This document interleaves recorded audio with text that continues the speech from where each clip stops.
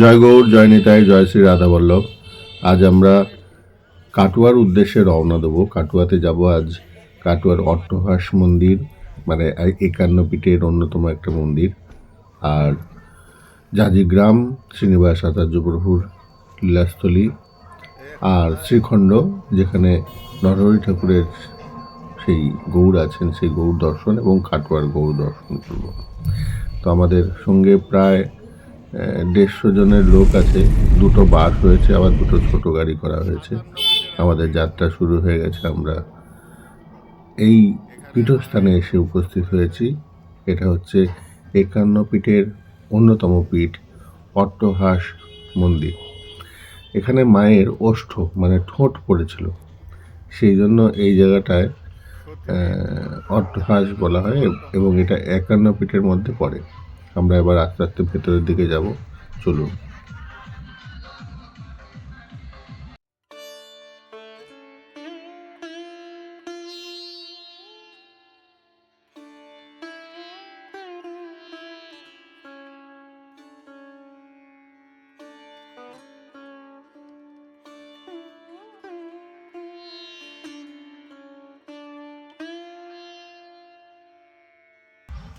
এই অট্টহাস্য মন্দির আপনারা কি করে আসবেন এটা সম্বন্ধে একটু বলি।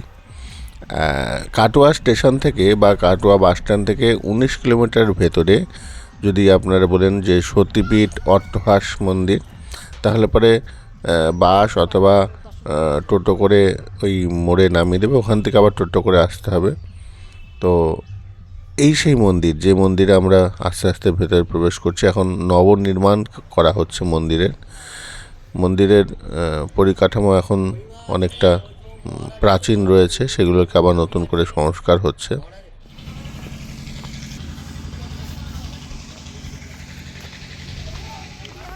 না, কি সুন্দর গাছটা রে, দেখ।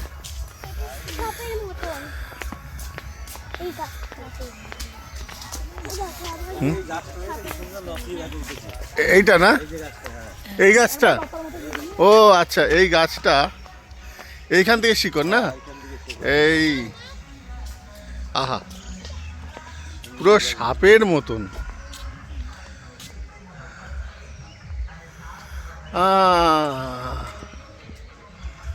ওই ঝাঁকায় ঝাঁকায় কত, এগুলো কি, এগুলো বাসা নাকি, পাখির বাসা? হ্যাঁ,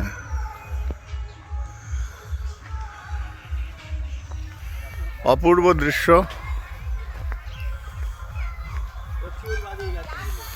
বাদুর গাছ না, ওখানে মা সারদা দেবীর মূর্তি দেখছি। কোথায় বাদুর? হ্যাঁ, ওই যে উপরে কত বাদুর ঝুলছে। হ্যাঁ, যে বাদুর ঝুলছে, বাদুর।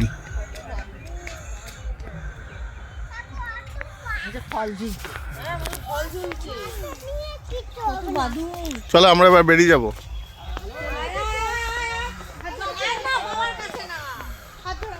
এখানে সব বিভিন্ন ভক্তরা এসে মানত করে মায়ের কাছে। গাছের মধ্যে ঢিল বাঁধে, এখানে ঢিল বেঁধে মায়ের কাছে মানত করে।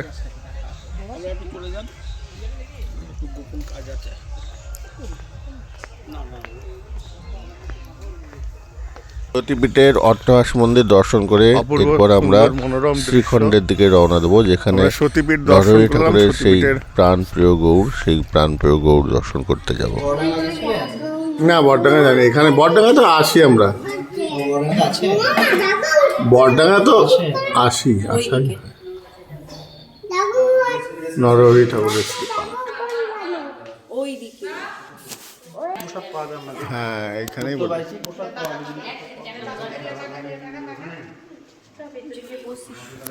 বস। আমার ইয়েটা নিয়ে আসো তো, ওই জ্যাকেটটা। হা গৌরাঙ্গ তুমি মোরে দয়ানাথ।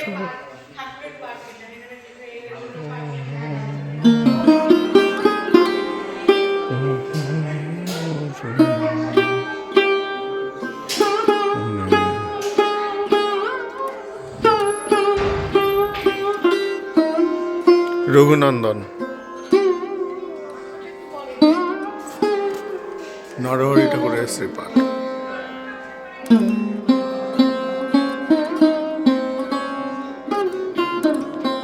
এখানে ভজন করতেন।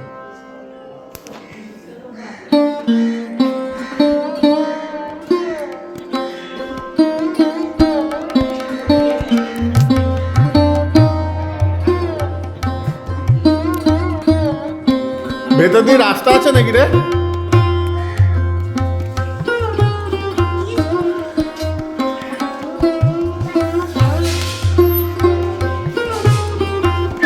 এই না না না, ভেতরে যায় না, ওখানে দাঁড়াও। এটা হচ্ছে গোবিন্দ মন্দির। রঘুনন্দন সেবা করে কৃষ্ণ মন্দিরের দ্বারে পুষ্কর। হ্যাঁ হ্যাঁ, নবদ্বীপ আমি না, আমার দাদা আছে নবদ্বীপ। আমার নাম গৌর গোপাল। আচ্ছা আচ্ছা।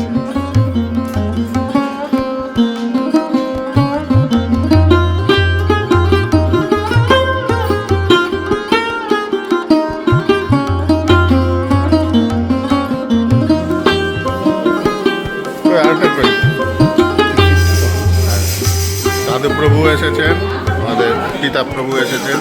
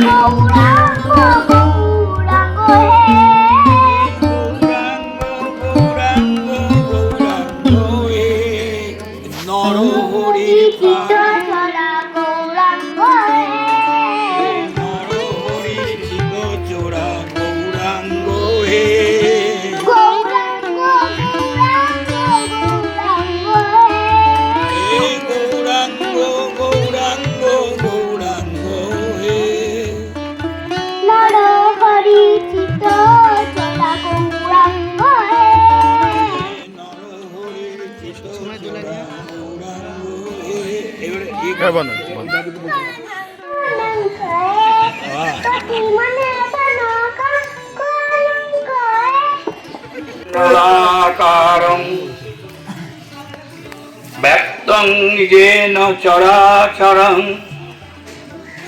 তৎপদদর্শিতং যেন তস্मै শ্রী গুরবে নমঃ। বাঞ্ছাকল্পতরুভ্যশ্চ কৃপা সিন্ধুভ্য এব চ পতিতানাং পাবনেভ্যো বৈষ্ণবেভ্যো নমো নমঃ। আপনারা নিতাই গৌর অনুরাগী হিসাবে আমাদের অত্যন্ত আপনজন, প্রিয়জন, তাই শ্রীখণ্ডে এসে আমাদের সঙ্গে আপনারা মিলিত হয়েছেন। শ্রীখণ্ডে এসেছেন কেন? শ্রীখণ্ডে এসেছেন এই জন্য, আপনারা জানেন যখন কোনো অবতার হয়েছে, অবতীর্ণ হয়েছেন কোনো অবতার হিসেবে, তার আগে তার যে প্রিয় পার্ষদগণ তাদেরকে আগে পাঠিয়েছেন। আমরা ব্রজলীলা থেকে এগুলো আমরা অনুভব করে আসছি। স্বয়ং গোবিন্দ আসার আগে নন্দরাজা, যশোদা মা এদিকে পাঠিয়েছিলেন, এরা তো নিত্য পার্ষদ। তেমনি মহাপ্রভু আবির্ভাবের পূর্বে তার যে পার্ষদগণ ছিলেন, কাউকে আগে পাঠিয়েছেন, কাউকে লীলা প্রকটকালীন পাঠিয়েছেন, কাউকে লীলা অপ্রকট হওয়ার পরে এনেছেন। এইরকম ভাবে আমার নরহরি সরকার ঠাকুর এই শ্রীখণ্ডে গৌর অবতীর্ণ হওয়ার প্রায় 5-6 বছর আগে পূর্বে থেকেই তিনি এই শ্রীখণ্ডে অবতীর্ণ হয়েছিলেন। শুধু তাই নয়, গৌর অবতীর্ণ হওয়ার পূর্বে থেকেই তিনি গৌর গোবিন্দ সম্পর্কিত বিভিন্ন পদাবলী রচনা করেছিলেন গৌর সুন্দর অবতীর্ণ হওয়ার আগে। এক কথায় নরহরি ছিলেন আমার গৌর সুন্দরের একান্ত জন, প্রিয়জন। বললে প্রমাণ কোথায়? আপনি তো নিজের ঘরের কথা বলছেন বড় বড় করে, প্রমাণ আছে? তা বলছে আছে গো আছে। আমরা আমার মনের কথা সবারই আগে কাকে জানাই? প্রিয়জনকে জানাই। সে আমরা গারস্থ জীবনে স্ত্রী, পুত্র ইত্যাদি, এবং শ্রী গুরুদেবের তার শিষ্যদিকে প্রিয় কথা জানান আগে। তা এই যে মহাপ্রভু যখন অবতীর্ণ হবেন তার আগে আমার সরকার ঠাকুরকে তিনি স্বপ্নে দর্শন দিয়েছিলেন। কিভাবে দর্শন দিয়েছিলেন? সন্ন্যাসী রূপে দর্শন দিয়েছিলেন। অর্থাৎ যখন মহাপ্রভু অবতীর্ণ হননি তার আগে তিনি দর্শন দিলেন মহাপ্রভুকে, নরহরিকে। অর্থাৎ এই অবতারে তিনি যে সন্ন্যাস নেবেন তার যে প্রিয় স্বাদ, সেই স্বাদটি তিনি জানালেন নরহরিকে। নরহরি ব্যথিত হলেন, কারণ আমাদের ভজন বাবা ওই সন্ন্যাসী গৌরের ভজন নয়। আমাদের ভজন সন্ন্যাসী গৌরের ভজন নয়, আমাদের ভজন হচ্ছে নাগর গৌরের ভজন। আমার নরহরি নাগরী ভাবে, অর্থাৎ ব্রজে ব্রজবা রমণীগণ যেমন ভাবে কৃষ্ণের সেবা করতেন, আমার খণ্ডবাসী নরহরির আনুগত্যে এখানেও ঠিক সেইভাবেই ভজন করা হয়। অর্থাৎ ব্রজের যে ভজন, খণ্ডের ভজন একই। তাই যখন এইভাবে দর্শন দিলেন তার অনেক পরে নবদ্বীপে গিয়ে প্রথম মিলন ঘটে আমার ঠাকুর নরহরির সঙ্গে গৌর সুন্দরের। তার আগে বলিনি যে নরহরির সঙ্গে এখানে পঞ্চ শাখা, মহাশাখা অবতীর্ণ হয়েছেন। এখানে কি কি? মুকুন্দ শ্রী নরহরি শিরঘুনন্দন। মুকুন্দ হচ্ছে নরহরির জ্যেষ্ঠ ভ্রাতা। মুকুন্দ শ্রী নরহরি, তারপর নরহরি শিরঘুনন্দন, মুকুন্দের পুত্র, নরহরির ভ্রাতুষ্পুত্র, কারণ নরহরি দ্বার পরিগ্রহ করেননি। মুকুন্দ শ্রী নরহরি শিরঘুনন্দন, খণ্ডবাসী চিরঞ্জীব আর সুলোচন। আপনারা এই কোন দিকে এসেছেন জানি না, এইদিকে কিছুটা দূরে আমাদের এই চিরঞ্জীবের পাঠ এবং সুলোচনের পাঠ আছে। এই পঞ্চ মহাশাখা এই শ্রীখণ্ডে অবতীর্ণ হয়েছিলেন। কেন না? গৌরকে, না জগৎকে জানাবার জন্য। যদিও গৌর নিজেই জানাবেন, কিন্তু এটা তো বড় লুকানো অবতার, এটা বড় লুকানো অবতার, তিনি নিজে ব্যক্ত করতে চাননি। তাই জানিয়েছিলেন কে? সর্বপ্রথম যদি কেউ গৌরকে গোবিন্দ বলে জানিয়েছিলেন সেটি আর কেউ নন, আমার ঠাকুর নরহরি। বলে আমি তোমার সব ভারী ভুড়ি বুঝি না বাবা, আমি জানি তুমি সেই বোঝের কানাই, আমি খুব ভালো করে জানি। তবে একটু অন্য রূপে এসেছো, কারণ এখন আমরা পেয়ে গেছি কি, হাতের মধ্যেই অন্ন পেয়ে গেছি। সেই জন্য ওই আমার ভাইয়ের ভাষায় ধান থেকে চাল তৈরি করে, ভাত তৈরি করে সেই গ্রহণ করতে হয় না। তা তোমাকে তোমার সঙ্গে আমরা দুটি পেয়ে গেছি। কি না? আবির্ভাব এক নবমূরতি, যা ব্রজে কখনো কেউ দেখে নাই। মধুরসী নবদ্বীপে আবির্ভাব এক নবমূরতি। কি নবমূরতি গো? রায়ের বরণ, শ্যামের গঠন, কিশোরী বরণ, কিশোর গঠন, তুমি তো সেই। অর্থাৎ তাই আমাদের শ্রী গুরুদেব বলেন, ওরে এমনিতে বলি যে শ্রী বৃন্দাবন যুগল ভজন ধন, মধুর শ্রী বৃন্দাবন যুগল ভজন ধন। আমার যুগল ভজনের আমাদের দরকার নেই। বলে আছে, দরকার আছে, কেন না, গৌরকে ভজলেই তো বাবা যুগল পেয়ে যাব, গৌরের মধ্যেই তো যুগল আছেন, তাই না? রাধারানী আছেন, তার বাইরে রাধা, অন্তরে কৃষ্ণ, সেই তো আমার গৌরাঙ্গ। এই কি জগৎকে জানিয়েছিলেন আমার ঠাকুর নরহরি। তাই যখন পুরীতে, শ্রীধাম পুরীতে যখন 7 সম্প্রদায়ের কীর্তন হচ্ছে, সর্ব সম্প্রদায়ে কীর্তন হচ্ছে, কি 6টি সম্প্রদায় কীর্তন হচ্ছেন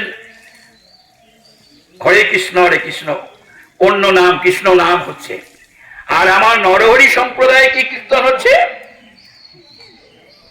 গৌরাঙ্গ হে আমার গৌরাঙ্গ হে, গৌরাঙ্গ হে প্রাণ গৌরাঙ্গ হে, অর্থাৎ গৌর গুণ কীর্তন হচ্ছেন। অন্য 6টি সম্প্রদায়ে হচ্ছে কৃষ্ণ গুণ কীর্তন, আমার নরহরি যে সম্প্রদায় সেখানে গৌর গুণ কীর্তন। তাই এটা কি মহাপ্রভু অনুমোদন করেননি? কারণ তিনি তো চাইতেন না, তারতে অনুমোদন করেছেন। প্রমাণ সেই যখন কীর্তন হয় তখন আমার মহাপ্রভু একই সঙ্গে 7টি সম্প্রদায়ে নৃত্য করেছেন। সাক্ষী বাবা যেছে নয়, এমনি আমাদের মতন হেজো কেজো সাক্ষী নয়, দর্শন করেছে যে সেই সাক্ষী কে জানেন? রাজা প্রতাপ রুদ্র নিজে দেখছেন যে ওই 7টি সম্প্রদায়ের মধ্যে গৌর সুন্দর নৃত্য করছেন। যেমন রাসলীলায় ব্রজরমণীদের সঙ্গে এক রমণীর সঙ্গে যেমন নর্তন করেছিলেন, এখানেও ঠিক তাই। তাহলে নরহরি সম্প্রদায়ে যদি নর্তন করে থাকেন, তাহলে নরহরির যে কীর্তন করছেন গৌরাঙ্গ হে প্রাণ গৌরাঙ্গ হে, গৌর গুণ কীর্তন অনুমোদন করেছেন, আমার সঙ্গে নিশ্চয়ই আপনারা সহমত হবেন। সেই জন্য আমার ঠাকুর নরহরির কাছে মহাপ্রভুর গৌর সুন্দরের, যদিও তিনি কি কারণে আবির্ভূত হয়েছেন আপনারা জানেন যে রায়ের অর্থাৎ আমার রাধারানীর প্রেম কেমন, সেই প্রেমে কি হয়, সেই প্রেমের আস্বাদন কি হয়, সেইগুলি নিজে তো ব্যক্তিগত কারণ। আর আমাদের সমষ্টিগত কারণ কি করেছিল ব্যক্তিগত, আর আমাদের সমষ্টিগত কি হরিনাম সংকীর্তন বিতরণ জগৎকে, যেটা তিনি মাতিয়ে রেখেছেন। এই দুটি কারণেই তো, দুই প্রকার কারণের জন্য তো আবির্ভূত হয়েছেন মহাপ্রভু। তাই এই যে সংকীর্তন যখন হচ্ছে, সেখানে আমার নরহরির সঙ্গে গৌরের সম্পর্ক এইরকম ছিল। তো যখন এই সন্ন্যাস নিলেন, তখন নরহরি বললেন, না না, আমি তোমার ও রূপ দেখবো না, কতটা ভালোবাসতে সেটা বলি আপনাদের, বলে দেখবে না, না ঠিক আছে, মনে ভাবটা বুঝতে পেরেছেন। স্বপ্নে নরহরির শিষ্যকে বললেন, তুমি ওই নাগর গৌরের রূপ, নাটুয়া গৌরের রূপে 3টি বিগ্রহ প্রতিষ্ঠা করো, তৈরি করো, 3টি বিগ্রহ তৈরি করো। নরহরি শিষ্যকে বলে, গিয়ে তোমার গুরুদেবকে দিয়ে এসো 3টি বিগ্রহ। তা সেই শিষ্য 3টি বিগ্রহ দিয়ে গেলেন। নরহরিকে তারপরে আবার স্বপ্নাদেশ করলেন, আমি তোমার মনের ভাব বুঝেছি, তুমি আমাকে যেভাবে ভজন করতে চাও সেই মূর্তি গড়ে আমি তোমার শিষ্যকে আদেশ দিয়েছি, তোমার কাছে নিয়ে যাচ্ছে। মহাপ্রভু নরহরি 3টি বিগ্রহ পেলেন। তার মধ্যে বড় বিগ্রহটি আপনারা নিশ্চয়ই কাটা হয়ে এসেছেন, কণ্টকনগর কাটা হয়ে এসেছেন, যেখানে মহাপ্রভু সন্ন্যাস গ্রহণ করেছিলেন, অর্থাৎ দাস গদাধরের বাড়িতে। সে দাস গদাধর আর নরহরি অত্যন্ত আন্তরিকতাপূর্ণ বন্ধু ছিলেন, উভয় উভয়কে ভালোবাসতেন। তাই বন্ধুকে ওই বড় বিগ্রহটি দিলেন। আজও সেখানে সেবিত হচ্ছে ওই বড় বিগ্রহটি। মধ্যম বিগ্রহটি আগে বগুড়া বাংলাদেশে সেবিত হতেন, তার এক শিষ্যকে দিয়ে পাঠিয়েছিলেন। সেখানে এই পাকিস্তান হওয়ার পরে সেই বিগ্রহকে শিখণ্ডে নিয়ে আসা হয়, এবং আমি খুব গর্ব করি বলি সেই বিগ্রহটি কাকে দিয়ে আনিয়েছিলেন ঠাকুর নরহরি জানেন? আমারই মাতুল, আমার ভাইয়ের পিতা ঠাকুর, আমার মাতুল, আমাদের শ্রী গুরুদেব উভয়ের সেই বলরাম বিলাস ঠাকুর, তিনি সেই বিগ্রহকে আবার যখন বাংলাদেশ ভাগ হয় তখন এখানে নিয়ে আসেন, এবং নিয়ে আসার পরে এখানে সেবিত হন। তারপরে নিত্যানন্দ জন্মস্থানে যিনি মাহান্ত জ্যোতি, আমরা জ্যোতি বলি জানি, আপনারা জীব শরণ দাস বলে জানেন, আমরা আমাদের কাছে জ্যোতি ছোটবেলা থেকে এসছে, আমরা জ্যোতি বলি আমরা। তিনি তার আগ্রহে ওই বিগ্রহ তাকে দেয়া হয়। আজও সেই এক চক্রায় বীরচন্দ্রপুরে সেই বিগ্রহ সেবিত হচ্ছেন। আর ছোট বিগ্রহটি যেটি আপনারা দর্শন করবেন, মানে বিলম্বের কারণে আপনারা কোনো দর্শন করতে পারেননি, আপনারা দেখবেন সেই ছোট বিগ্রহটি নরহরি নিজের কাছে রেখেছেন এবং সেই বিগ্রহ এখানে সেবিত হন। নরহরির সঙ্গে গৌড়ের কি সম্পর্ক এইটি বোঝাবার, মানে এক কথায় একদিনে এক বছরে বলা যায় না, ওই অন্তরের অন্তঃস্থলের সম্পর্ক। এবারে একটু আসি তার ভাইপোর কথায়, রঘুনন্দনের কথায়। ঠাকুর রঘুনন্দন নরহরির ভাইপো মুকুন্দ দাসের পুত্র, যিনি আপনারা জানেন গোপীনাথকে নাড়ু খাইয়েছিলেন প্রকট করে। সেই একটুখানি বলি, সেইটা মুকুন্দ দাস ছিলেন চিকিৎসক। এমনিতেই আমাদের ছোটবেলা অবস্থায়, এখন অবশ্য দিন দিন আমাদের সব পাল্টে যাচ্ছে, আমরা আগে ওই অন্য কিছু খেলা করতাম না, ফুটবলও খেলতাম না, ও অন্য কিছু না, আমরা গৌল খেলতাম, গৌল করে যেতে। তা আমার ঠাকুর রঘুনন্দন তিনি ওই বাবা কিভাবে পূজা অর্চনা করছেন, কিভাবে নাম জপ করছেন, সেই সব দর্শন করতেন। আর নিজে কি করতেন না, ওই আপনারা দেখবেন এই মধু পুষ্করিণী আছে, সেই পুষ্করিণীর ধারে সেই পুষ্প চয়ন করে নিয়ে আসতেন, চন্দন ঘষতেন, মালা তৈরি করতেন, করে বাবাকে অর্চনা এবং সেবার কাজে সহায়তা করতেন। মাত্র 7 বছর 8 বছর বয়সে, তখন হয়নি দীক্ষা, কিচ্ছু হয়নি, ওইগুলি দেখে অনুকরণ করতেন। তা একদিন চিকিৎসার কার্যে তার পিতা ঠাকুর মুকুন্দ দাস বললেন, বাবা রঘু, আজকে আমি একটু বাইরে চিকিৎসার কাজে যাব, তুমি গোপীনাথের সেবা করো। রঘুর তো আজকে আনন্দের আর সীমা নেই, বাবা সেবা করে, আজকে আমি নিজেই গোপীনাথের সেবা করব। আনন্দিত হৃদয়ে নাচছেন, সমস্ত পুষ্প চয়ন করেছেন। এইবারে মাকে বলেছেন, মা তুমি বাবাকে যেমন নৈবেদ্য সাজিয়ে দাও তেমনি নৈবেদ্য সাজিয়ে দাও। মা নৈবেদ্য সাজিয়ে দিয়েছেন। এইবারে গোপীনাথের কাছে গিয়েছেন, যে সেবা করছেন, অর্চনা হয়ে গেছে, এইবারে ভোগ দেবেন। ভোগ দিয়ে, আমাদের বাবা অন্য কোনো মন্ত্রতন্ত্র নেই, এই রঘুনন্দন শিখিয়ে দিয়ে গিয়েছে, আমাদের শুধু শিখিয়ে দিয়ে গিয়েছে, এসেও যখন আমার প্রাণ গোড়া খাও আমার প্রাণ ভরে, এইটাই আমাদের শিখিয়ে দিয়ে গেছেন। তাই তিনি আর কোনো মন্ত্রতন্ত্র জানেন না। 7 বছরের ছেলে কি মন্ত্র জানবেন গো, শুধু জানেন যে গৌর আমার, গোপীনাথ আমার, গোপীনাথ আমার, এইটাই জানে। তাই দিয়ে এইবারে ভোগ লাগাচ্ছেন। কিন্তু বিগ্রহ তো প্রকট হন না, তাহলে তো আমরা ভোগই দিতাম না, তাই না? আমি অন্য সম্প্রদায়ের কথা তো আরো ব্যাপার, কতজন আমার আত্মীয় কুটুম্ব আসবেন সেই অনুযায়ী ভোগের ব্যবস্থা হয় অন্য জায়গায়, এখানেও ঠিক তাই। তাহলে আমরা ভোগই দিতাম না যদি সবটি গ্রহণ করতেন, প্রকট হয়ে গ্রহণ করেন না। কিন্তু আমার এই ঠাকুর রঘুনন্দন গোপীনাথকে প্রকটিত করেছিলেন, এইবারে দিচ্ছেন, নিবেদন করছেন, তিনি তো প্রকটিত হচ্ছেন না, স্বরূপ হচ্ছেন না, স্বরূপে অবতীর্ণ হচ্ছেন না। তখন বলছেন, প্রথমে কান্নাকাটি করলো, ছেলে বেড়াচ্ছিল, কেন খাবে না, কেন খাও খাও খাও খাও, আমরা কেন খাবে না, খাও ঠাকুর খাও, খাচ্ছে না। এইবারে তখন বললে, ও খাচ্ছ না, এইবারে রাগ দেখাচ্ছে, তাহলে শোনো, কাল থেকে তোমার আর ফুল তুলে দেবো না, মালা গাঁথবো না, চন্দনও দেবো না, কে তোমাকে এইগুলো করে দেখবো, তুমি খাবে তো খাও। তাতেও খাচ্ছে না। তখন এইবারে অভিমান হয়েছে, অভিমান হয়ে বলছে, ও তুমি আমার বাবার কাছে রোজ খাও আর আজ আমার কাছে খাবে না, ঠিক আছে। এবার ভয় দেখাচ্ছে, আমি বাবাকে বলে দেবো যে বাবা তোমার ঠাকুর কেবল তোমার কাছেই খায় আর আমার কাছে খায় না, এই দেখবে বাবা তোমাকে বকবে।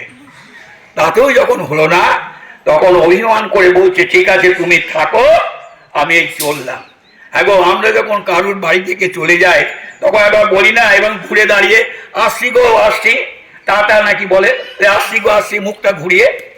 তখন রঘুনন্দন গোপীনাথকে সেইভাবে বলতে গিয়েছে, তুমি থাকো আমি চললাম।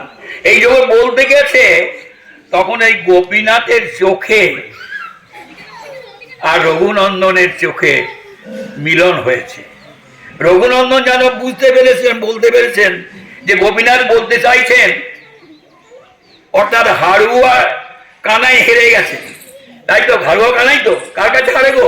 ভক্তের কাছে, তাই তো। যুগে যুগে হেরেছেন হাড়ুয়া কানাই, তাই বলছেন তাইলে হাড়ুয়া কানাই হেরেছে। রঘুনন্দন বুঝতে পেরেছেন, অর্থাৎ চোখ দিয়ে বলছে যেন রঘু দে দে দে, তোর ক্ষীরের নাড়ু আমাকে দে, আমি গ্রহণ করব। এই বলে তখন রঘুনন্দন আনন্দে আত্মারা হয়ে একবারে সমস্ত নৈবেদ্য তার মুখের কাছে নিয়েছেন। সমস্ত নৈবেদ্য তিনি গ্রহণ করেছেন, প্রকট রূপে গ্রহণ করলেন। করে এইবারে রঘুনন্দন ফিরে বেরিয়ে গেলেন। আমাদের এখানে রেওয়াজ ছিল যে যখন আমরা জল সেবা করি, জল গ্রহণ করি, তখন গোপীনাথের, গৌর গোপীনাথের প্রসাদ নেওয়ার জন্য তা বাবা ফিরে এসেছেন। এসে বলছেন, রঘু এবারে তো আমি জল গ্রহণ করবো, প্রসাদ দে। বলছে, বাবা গো তোমার ঠাকুর সব খেয়ে নিয়েছে, কিচ্ছু নাই, এক কণাও নেই। মুকুন্দ দাসের ভয় হলো, আমি কি তাহলে ভুল করেছি বালককে এই সেবার ভার দিয়ে? আমি তাহলে তো অন্যায় করেছি, আমার সেবা অপরাধ হয়ে গেছে, বালক বোধহয় নিজেই খেয়ে নিয়েছে। তাই তিনি যেন অনুতাপ করছেন। তাহলেও যেন মনে হলো, বিশ্বাস করো বাবা তোমার ঠাকুর সব খেয়ে নিয়েছেন। তখন কি করলেন না, তখন বললেন, পরের দিন বললেন যে রঘু আজকেও তুমি সেবা করো, আজকেও তুমি সেবা করো, কারণ আজ আমি বাইরে যাব। কিন্তু ওটা কথা না, ওটা অছিলা। তিনি বাইরে গেলেন না, মন্দিরের পাশে কপাটে আড়ালে রইলেন। আগের দিনের মতন রঘুনন্দন সমস্ত কিছু নৈবেদ্য জোগাড় করে ভোগ দিচ্ছেন, কিন্তু আজকে তো খাচ্ছেন না, খেতে চাচ্ছেন না, আরো জোর ধরছেন। কেননা ওগো 80 বছরেও যা হয় না, 8 বছরেও তা হয়, তাই তো। তাই তো যখন কৃপা, অহেতুকি কৃপা তো, বয়সের ধার ধারে না, দীক্ষার ধার ধারে না, অহেতুকি তো, কোনো হেতু নেই তো। তাই তিনি তখন অপেক্ষা করছেন। তিনি তো জানছেন যে মুকুন্দ দাস বাইরে দাঁড়িয়ে আছেন, আজকে আবার আরো ভীষণ অপেক্ষা খাচ্ছেন না। যখন এইভাবে হচ্ছে আগের দিনের মতনই করে, তখন বলছে, দাদা আমি চললাম। তখন বলছে, দে নাড়ু দে। তা সেই অর্ধ নাড়ু যখন গ্রহণ করছেন, হাতখানা খেয়েছেন যখন, তখন মুকুন্দ দাস বাইরে থেকে বেরিয়ে এসেছেন, এসে জড়িয়ে ধরেছেন। ওরে আমি 80 এই এত বছর বয়স পর্যন্ত আমি প্রকট করে গোপীনাথকে খাওয়াতে পারিনি, তুই আমাকে গোপীনাথ দর্শন করালি। এই লীলাটি কেমন মধুর লীলা, কতটা গভীর লীলা, এইটা ভক্তদের জানাবার জন্য স্বয়ং আমার শ্রীমন মহাপ্রভু তিনি তখন বললেন। কেমন আগেকার দিনে জানেন, এখনো যারা যান পুরীতে, আপনারা ওই বুড়ির যখন সমস্ত কিছু দর্শন অনুষ্ঠান সব হয়ে যাওয়ার পর যখন ফিরে আসে বাংলার ভক্তরা, গৌরীয় ভক্তরা যখন ফিরে আসে, তখন মহাপ্রভু বলছেন, এই তুমি এই করবে, তুমি এখানে গিয়ে নাম প্রচার করবে, ওখানে গিয়ে বিগ্রহের সেবা করবে, এইভাবে সব দায়িত্ব নেন। তা সবাই সমবেত হয়েছেন। এইবারে মুকুন্দ দাসকে ডেকে বলছেন মহাপ্রভু, মুকুন্দ তুমি রঘুর পিতা না রঘু তোমার পিতা? শেয়ানে কোলাকুলি হচ্ছে গো, যেমন ভগবান তেমনি তার ভক্ত মুকুন্দ দাস। বলছে, কি কারণে বলছেন বুঝতে পেরেছি। বললেন, প্রভু রঘু আমার পিতা, যাহা হইতে কৃষ্ণ দর্শন সেই পিতা হয়। তাই তো আমরা গুরুদেবকে পিতা বলি, অর্থাৎ যিনি আমাদেরকে গৌর গোবিন্দ উন্মুখী করেন তিনিই তো গুরুদেব। আমরা বৈমুখী জন, আমাদেরকে যিনি গৌর গোবিন্দের চরণ উন্মুখী করেন তিনি হচ্ছেন গুরুদেব। গুরুদেবের তো এইটাই দায়িত্ব। তাহলে গুরুকে আমরা কি বলি? বাবা বলি। তাহলে কে পিতা হলেন? অর্থাৎ জগৎকে এই লীলাটি জানালেন। এবং এই লীলাটি জানানোর সঙ্গে সঙ্গে অভিরাম গোস্বামী, বলে সময় নিচ্ছি নাকি বলে, অভিরাম গোস্বামী আপনারা জানেন যে দ্বাদশ গোপালের অন্যতম গোপাল। আগে কি ছিলেন? শ্রীরাম। পূর্বে সেই দ্বাদশ গোপালের অন্যতম ছিলেন। সেই অভিরাম গোস্বামী এত তেজস্বী ছিলেন যে যদি কোনো শিলা প্রকৃত শিলা না হতো তাহলে ওনার দণ্ডবধ করলে পরে শিলা ফেটে যেত, চৌচির হয়ে যেত। শুধু তাই নয়, আমার ঠাকুর নিত্যানন্দের অর্থাৎ বিচন্দ্র প্রভু আর আগে 7টি সন্তান তার প্রণামে অপ্রকট হয়ে গিয়েছিলেন, এমন তেজস্বী পুরুষ। কিন্তু উনি তো দায়িত্ব নিয়েছেন যে এইটা জগৎকে, যে আমার রঘুনন্দন হচ্ছে মহাপ্রভুর স্বীকৃত পুত্র। স্বীকৃত পুত্রটি কেন বলছি না, স্বীকৃত পুত্রটি এই সঙ্গে বলিনি, আমাদের সম্পত্তির মালিক হয় কে? আমার ছেলে, এরা একটা মালিক হয়। তাহলে গৌরের তো সন্তান ছিল না, তাহলে স্বীকৃত পুত্র হচ্ছে কি বলে? গৌরের সন্তান ছিল না? হ্যাঁ, গৌরের সন্তান ছিল না? ছিল। সংকীর্তনই কপিতর, সংকীর্তনের পিতা হচ্ছেন আমার গৌর সুন্দর। তা সেই সংকীর্তনে কি দুটো জিনিস হয় গো? একটি হচ্ছে অধিবাস কীর্তন কোনো নামের আগে, আর একটি হচ্ছে দধি হরিদ্রা ভঞ্জন। তা এই দুটি আমার ঠাকুর রঘুনন্দনকে মহাপ্রভু স্বয়ং অর্পণ করেছিলেন। কোথায় অর্পণ করেছিলেন জানেন? যাত্রার সামনে নয়। আমার নিতাই চাঁদ সেখানে আছেন, অদ্বৈত প্রভু সেখানে আছেন, বলধর প্রভু আছেন, শ্রীবাস পণ্ডিত আছেন, সবাই সেখানে আছেন। পুরীতে জগন্নাথ মন্দিরের সামনে রঘুনন্দনকে তখন বাচ্চা ছেলে কোলে নিয়ে তাকে আগে দিয়েছেন। অর্থাৎ এই সংকীর্তনের যে সম্পদ, সেই সম্পদের অধিকারী করলেন রঘুনন্দনকে মহাপ্রভু স্বয়ং। তা এদিকে যেমন প্রচার হলো, তেমনি এখানে আজকে যেটা বলছিলাম যে রঘুনন্দন যে কতটা শক্তিশালী, গৌর প্রেমে গৌর আশীর্বাদে কতটা পুষ্ট, সেইটা জানাবার জন্য জগৎকে তিনি এসেছেন রঘুনন্দনের সঙ্গে দেখা করতে, জগৎকে জানাবার জন্য। বাড়িতে গেছেন, মা বাবা বলেছেন না না না, রঘু বাড়িতে নেই। বাৎসল্য প্রেম, সেখানে মিথ্যা কথাও বলতে হয়, তাই না? বলেছে বাবা যদি আমার ছেলেটাকে প্রণাম করে দেয় তাহলে আমার ছেলেটা চলে চলে যাবে, সেই জন্য বলছে না না, ও প্রণাম, আমার রঘু বাড়িতে নেই। উনি তখন মন খারাপ করে, আপনারা বড়ডাঙ্গা হয়ে এসেছেন, দেখবেন ওইখানে গিয়ে বসেছেন অভিরাম গোস্বামী। সেখানে বসে আপনারা দেখবেন একটি জায়গা ওইখানে আছে, অভিরাম গোস্বামী মিলনস্থল থেকে এসেছেন, সেইখানে বসে বসে তিনি ভাবছেন আর মনে মনে চিন্তা করছেন, আমি এইখানে আসলাম এক উদ্দেশ্যে, সেটা কেউ আমার পূরণ হবে না, এই বলে যখন কাঁদছেন, এমন সময় রুনু ঝুনু পায়ের নুপুর বাজতে বাজতে একটি 8 বছরের ছেলে এসে সেখানে উপস্থিত। দেখলেন উভয়কে চিনতে পারলেন, চিনতে পেরে কি করলেন, একে অপরকে প্রণাম দণ্ডবাদ করছেন। রঘুকে প্রণাম করছেন অভিরাম গোস্বামীকে প্রণাম করছেন রঘুনন্দন, এবং আপন তারপরে আপন গুরুদেবকে বুকে ধরে গৌর গুণ কীর্তন করতে আরম্ভ করলেন এবং নৃত্য করতে আরম্ভ করলেন।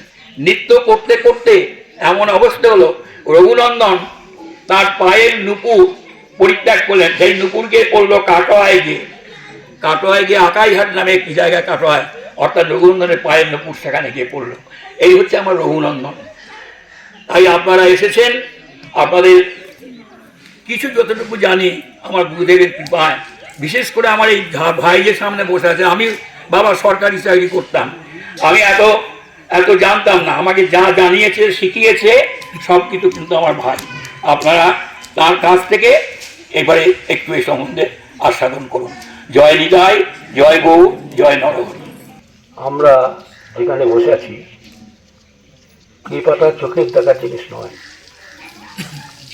চলা পথে চলি, বলা কথা বলি, তাদের কথাই আমি উঠে বলবো এখন আপনাদের কাছে। সর্বপ্রথম হচ্ছে দৃষ্টিভঙ্গি পাল্টাও, বিবল বদলে যাবে। চোখটাই মানুষের যত নষ্টের ঘোড়া। আপনি রাস্তা দিয়ে যাবেন, ভালো দেখবো ইচ্ছা করলেও পারবেন না, আপনার খারাপের দিকেই নজরটা চলে যাবে। আমরা আঙটা এইভাবে থাকি, এইভাবে দেখি, যার জন্য বিল্বমঙ্গ ঠাকুর নিজের চোখটাকে, কাজে এই চোখে, প্রাকৃত চোখে আমরা যেটা অনুভব করছি, অপ্রাকৃত চোখটা এগুলো তো দেখা যায় না বা অনুভব করা যায় না, কিন্তু আমরা প্রাকৃত চোখেই অনুভব করে জানতে পারছি। আমাদের কৃপা অশেষ কোটি গুণ কৃপা হয়ে গেছে, তাই আমরা কলিতে জন্মগ্রহণ করেছি। কেন না, আজকে সেই সময় আমাদের জন্ম হয়নি, তাই তাদেরকে দেখিনি, সেসব লীলা আমরা দর্শন করতে পারিনি, দুর্ভাগ্যের বিষয়। কিন্তু আমরা একটা এই চোখে কোনো প্রাকৃত চোখে নয়, এই চোখে, অপ্রাকৃত চোখে না, প্রাকৃত চোখে আমরা দেখতে পাচ্ছি কি না, রজ। এই যে পদাঙ্কিত ভূমি, শ্রীগৌর মণ্ডল ভূমি, যেবা জানে চিন্তা বলি তার হয় ভূমিবাস। কাজেই ব্রজ তিনটে মহাজনেরা বলে গেছেন। ওই যে বললাম চলাপথে চলি বলা কথা বলি। বৃন্দাবন হচ্ছে গোপী ব্রজ, নবদ্বীপ হচ্ছে ভক্তি ব্রজ, শ্রীখণ্ড হচ্ছে রতি ব্রজ। গুরুবারবদ্ধ যদি রতি জন্মায়িত হয়, তাহলে শ্রীগুরু বাক্যনিষ্ঠ শ্রী রামচন্দ্র কবিরাজের জন্মভূমি হচ্ছে শ্রীখণ্ড। প্রতিটি ঝুড়িকোনার সঙ্গে তাদের পদ নিমিশ্রিত। আজকে তাদেরকে আমরা দেখতে পাই না বলে কোনো দুঃখিত নয়, কোনো দুঃখিত নয়, কোনো দুঃখিত নয়। দেখতে পাচ্ছি একটা এই চোখে কি সেই পদাঙ্কিত ভূমি এক রজগোলাতে কোটি ব্রহ্মাণ্ড তাড়িতে পারে।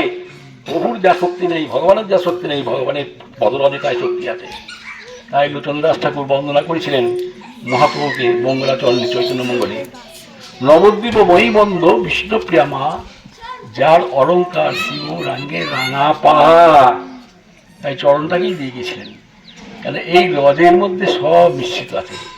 এই রজে আমরা ঘুরে বেড়াচ্ছি, ভজন করুন আর না করুন, কলিজীব কত সৌভাগ্য ভাগ্যান্বিতা। সেই রজে যার জন্য আমরা প্রণাম ধন্যবাদ করতে গেলে মহাজনেরা করে দেখিয়ে দিয়ে গেছেন আমাদেরকে কী করে প্রণাম ধন্যবাদ করতে। শাস্ত্রাঙ্গে প্রণাম মেয়েদের নিষিদ্ধ। কেন নিষিদ্ধ?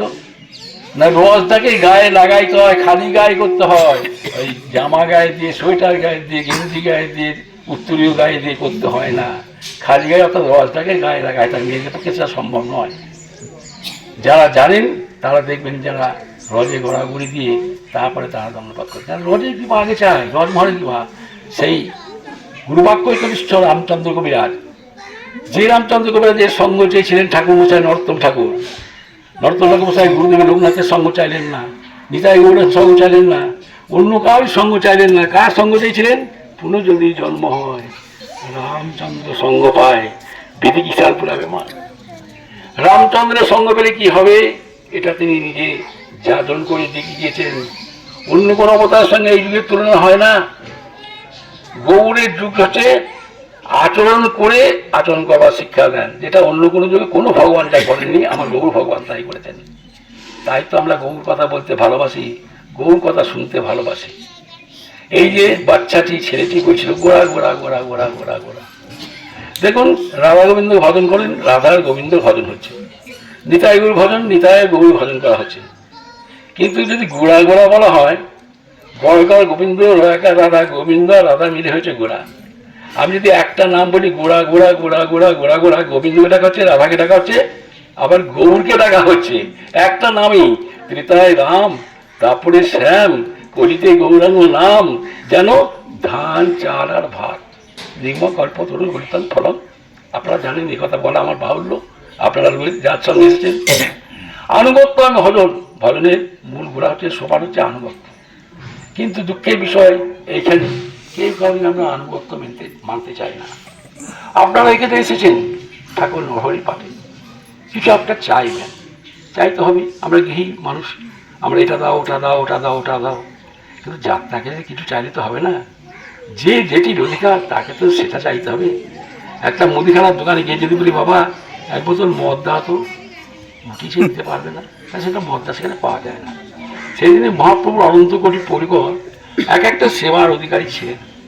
যে যে সেবাটি করতেন তার কাছে সেটা চাইতে হবে। আবার চাইলেই যে পেয়ে যাবেন এটা কিন্তু আমি বলবো না। পাবেন তখনই যদি আপনি গুরু আনুগত্যে চান। প্রথম সোপান হচ্ছে আনুগত্য। এইবার আপনারা এসেছেন সকলে, খেয়ে আনন্দ না খাই আনন্দ, দেখে আনন্দ না দেখে আনন্দ, ভজন করে আনন্দ না ভজন করিয়ে আনন্দ। আজকে নিত্যানন্দ প্রভু সঙ্গপাঙ্গ নিয়ে ঠাকুর নরহরিতে এসেছিলেন। কেন এসেছিলেন? নিজে আসেননি, সুচিমাতার আনুগত্য নিয়ে এসেছিলেন। দেখুন, এখানে কিন্তু আনুগত্যের কথা। শিষ্য হলেই হবে না। বাপের তিনটি ছেলে, যে ছেলে বাবার মন বুঝে সেবা করে, এই সময় এটি লাগবে, এই সময় এটি লাগবে, সেই ছেলেটাই কিন্তু বেশি প্রিয় হয়। তিনটি ছেলে কিন্তু সমান ভালোবাসেন না বাবা। তেমনি শিষ্য হলেই হলো না, তার অনুগত হতে হবে। সেই জন্যে ঠাকুর নিত্যানন্দবাবু আচরণ করে দাঁড়াচ্ছেন, যখন আসছেন সপার্শ্বদের ঠাকুর নরহরি কাছে, যে তোমরা নরহরি কাছে যাচ্ছ, তো কিছু চাইবে, তো কি চাইবেন? আপনারাও এসেছেন, আপনারা একটা কিছু চাইবেন। কি চাইবেন? না মহাজনীরা যা চেয়ে গেছেন, আমরাও ঠাকুর নরহরি ভজন করে তার গুরুদেবের সামনে রেখে, গুরুদেবের পিছনে দাঁড়িয়ে আমরাও করজোড়ে সেইটি কি প্রার্থনা করবো। কি চেয়ে গেছেন দেখা দেখ। পদকর্তায় হচ্ছেন শিক্ষাগুরু, শিক্ষাগুরু, শিক্ষাগুরু করে একটা লাপায়। শিক্ষা মন্ত্র বলে আদৌ কোনো মন্ত্র নেই বৈষ্ণব জগতে। তারা যা আচরণ করে গেছেন সেখানে সেই আচরণকে আমাদের মেনে চলতে হবে। তাই এখানে নিত্যানন্দ প্রভু সমস্ত সঙ্গপাঙ্গ নিয়ে এসেছেন কেন? কিন্তু একলা এসেও জানাতে পারতেন যে ঠাকুরকে নরহরির কাছে আমরা কি চাইবো, একলা এসেও জানাতে পারতেন, কিন্তু একলা এলেন না কেন? সুইচ তাদের চরণ বরণ কহন হচ্ছে দীপশিক্ষা। তারা পথে চলেছেন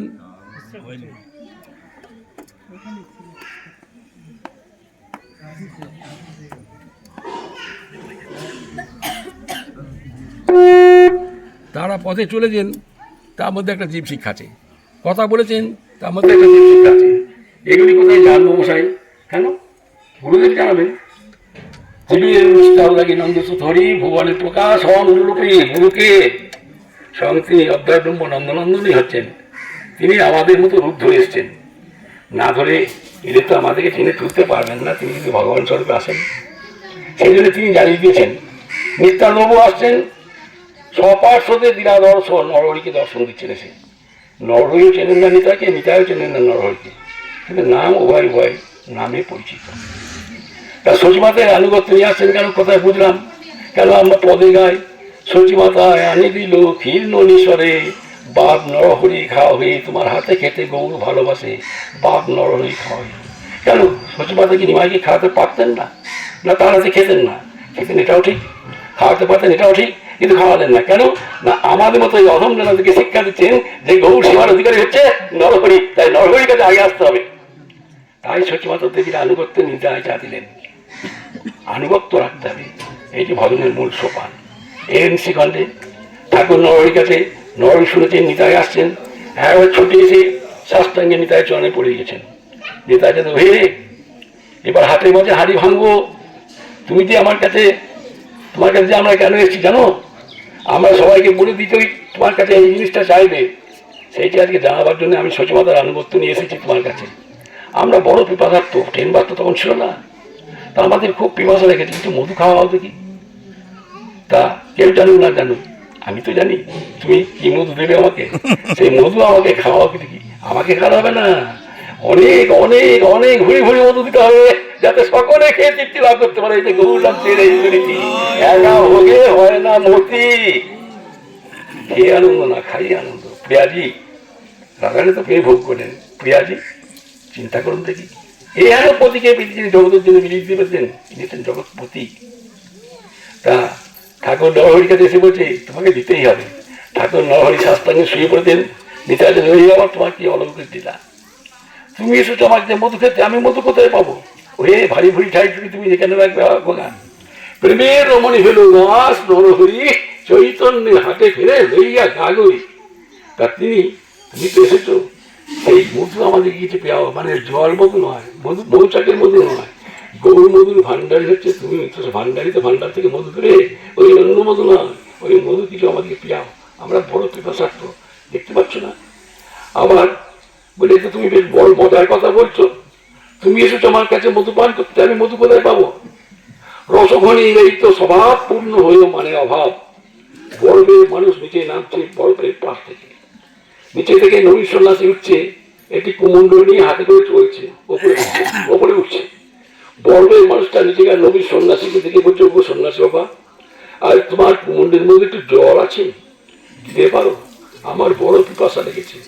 হাসতে হাসতে বলছে, আপনি তো বেশ রসিক হয়ে, আপনি তো বরফের মানুষ, আপনি যদি গৌরে জল হয়ে আমার কুমন্ডের মধ্যে একটু পড়েন, সেই জল দিয়ে আপনার পিপাসাটাকে তো করার পারি, এছাড়া আমি জল কোথায় পাবো, জল কোথায় পাবো? তা তুমি হয়তো সেই একজন, তুমি এসেছো আমার কাছে মধু পান করতে, আমি কোথায় মধু পাবো?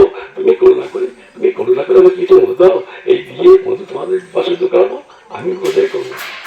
কি করলেন নিতাই চান তো ছাড়বা পারত নন। তিনি জগৎকে আমাদেরকে শিক্ষা দিচ্ছেন তার চরণের মধ্যে দিয়ে, বরণের মধ্যে দিয়ে।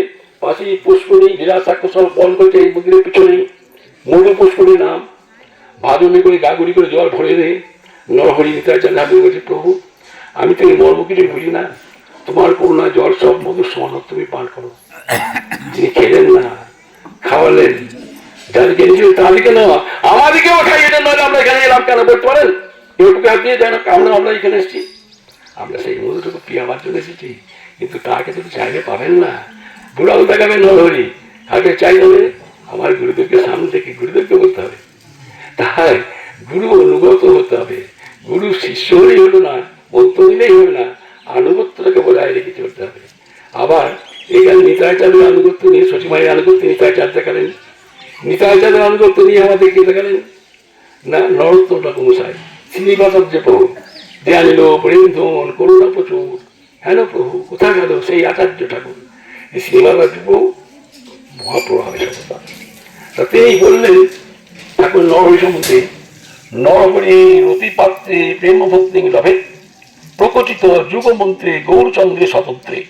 একমাত্র নরহরি রতি পাত্রে গৌর প্রেম ভক্তি পাওয়া যেতে পারে। কে বললেন? মহাপ্রভাবে সভ্যতার আমার শ্রীনিবাসার্য প্রভু।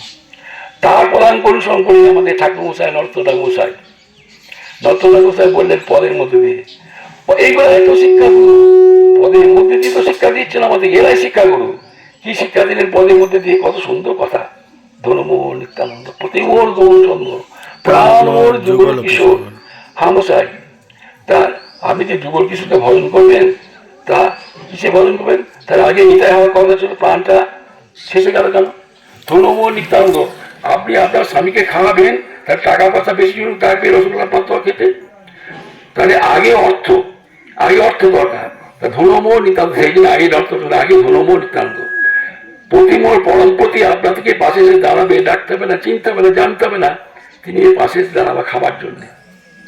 প্রাণমোর যুগল কিশোর, যুগল কিশোর বাস করবেন তখন। হামসে আপনার যদি প্রাণ না থাকবে, আপনি বলবেন কোনকে?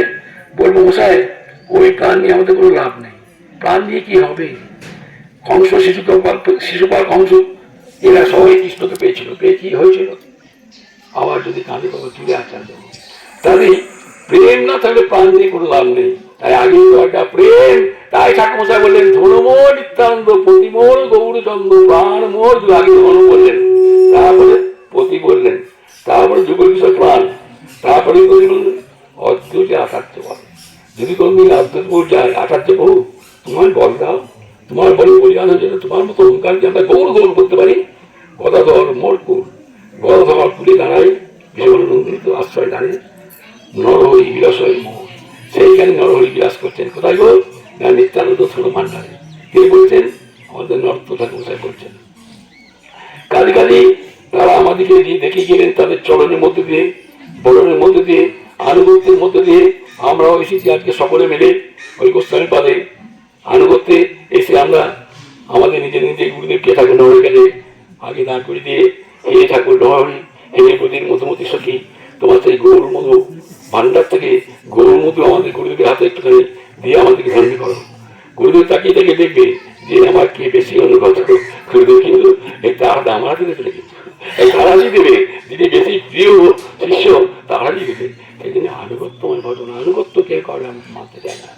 তা আমরা এসেছি সকলে মিলে ঠাকুর নরহরির কাছে আমরা করজোড়ে প্রার্থনা জানাবো। সেই প্রার্থনা জানাবো যে তোমাদের গৌরমধু আমার দিকে একদিন তো প্রিয়ে ধন্য করা।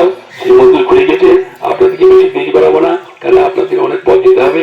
বলতে গেলে অনেক কথাই বলতে হবে, এখানে কথা বলে শেষ নয়। রচন্দ্র ঠাকুর এক কথায় বললেন, প্রকৃত ওনার কাছে এর কিছুই না পাইছে, যত দূর সাত জুড়ে যায় সেই রূপ গৌরাঙ্গের রূপের নাইট পাইকে অনুসারে লোচনা দেয়। যার যতদূর ডানার জোড়াতে সেইটা ততদূর যাবে। তা আমার তো কিছুই জানার জন্যে আপনারা কৃপা করবেন যেন এই গৌর কথা বলতে বলতে যেন আমাদের জীবনটা চলে যায়। তাহলে পরজন্মে পাবো। এই জন্মকে গৌর পেলাম না, এই পরজন্মে অবশ্যই পাবো যদি আপনারা নৈবাসী যদি আমাদের সেই মাথায় হাত দেন। জয় গৌর, জয় গৌর, জয় গৌর। শ্রীপাঠ শ্রীখণ্ড দর্শন করে এরপর আমরা বড়ডাঙ্গা যাব, যেখানে অভিরাম গোস্বামী এবং রঘুনন্দনের মিলন হয়েছিল এবং যেখানে প্রতি বছর নরহরি ঠাকুরের সে গৌর আসেন, সেই স্থানে আমরা এসে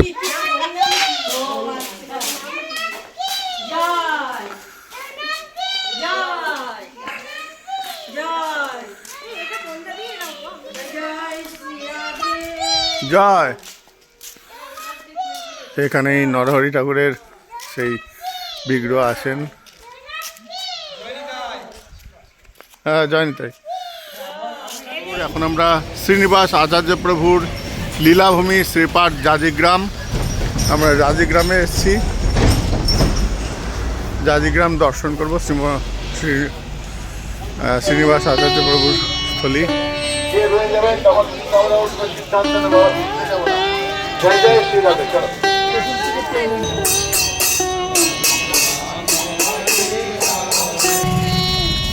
এখানে শ্রীনিবাস আচার্য প্রভুর ভজন কুটির। এখানে শ্রীনিবাস আচার্য প্রভু ভজন করতেন। আমরা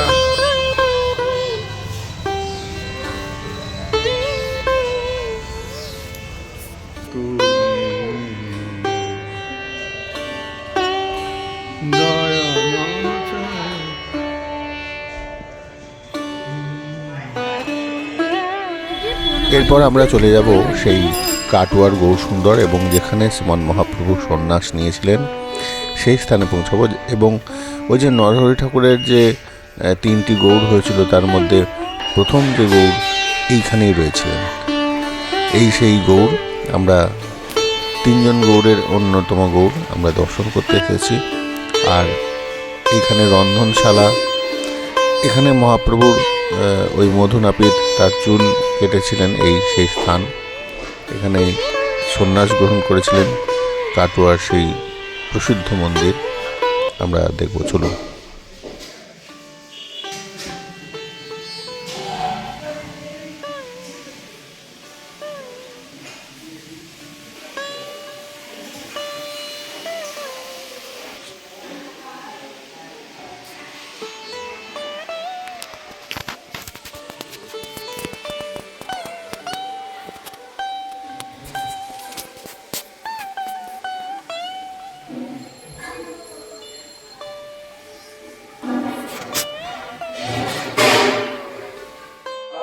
মাধাই তলায় এসে উপস্থিত হয়েছি।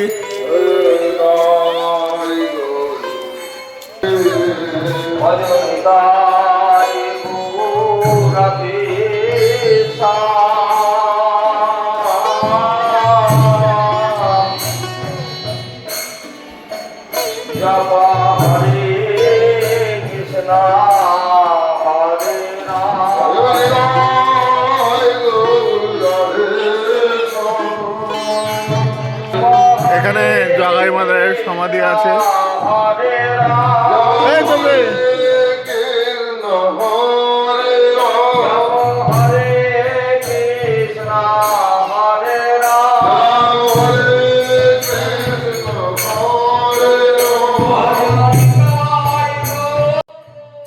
এই সেই মাধাইতলা যেখানে জগাই মাথাইকে সমাধি দেওয়া হয়েছিল এবং এই সেই সমাধিস্থল। এটা হচ্ছে কাটোয়া মাধাইতলা বললেই অনেকে আসবেন, এটা পূর্ণ সমাধি। তো আমরা জগাই মাধাই দর্শন করে এবং রাধারমঞ্জু আমাদের দাদামশাইয়ের চিত্রপট এখানে রয়েছে, রামদাস বাবাজি মহারাজের চিত্রপট, এই যে রাধারমন চরণ দাস। তো এইভাবে আমরা দর্শন করে আমরা আবার পুনরায় নবদ্বীপের দিকে রওনা দেব।